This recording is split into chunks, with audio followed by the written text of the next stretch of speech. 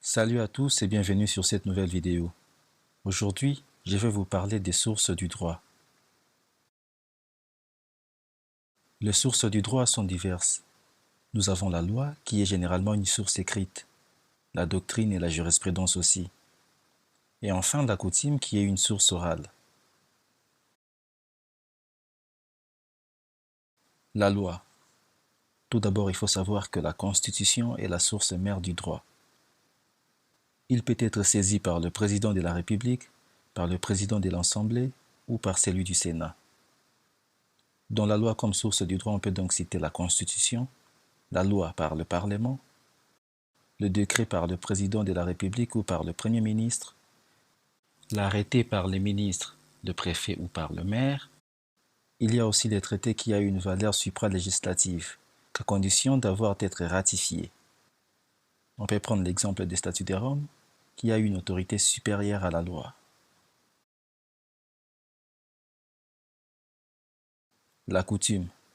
La coutume se définit comme la répétition d'usage au sein d'un groupe, qui, au bout d'un certain temps, la considère comme une loi.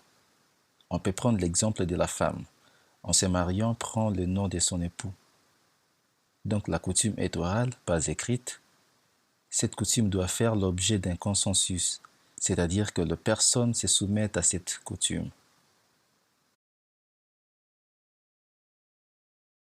La doctrine. Il s'agit des écrits effectués par les auteurs juristes.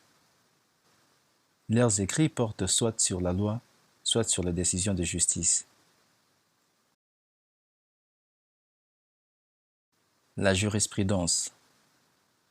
Il s'agit de l'ensemble des décisions de justice qui posent principes et solutions sur des problèmes posés. Plus la justice saisie est haute, et plus la décision aura portée. Une décision d'ensemble plénière s'impose aux juridictions du fond. La jurisprudence comporte certains défauts par rapport à la loi. En effet, elle est relative car la décision est rendue pour un procès qui n'oppose que deux personnes. Elle est fragile. On n'est jamais à l'abri d'un retournement de jurisprudence.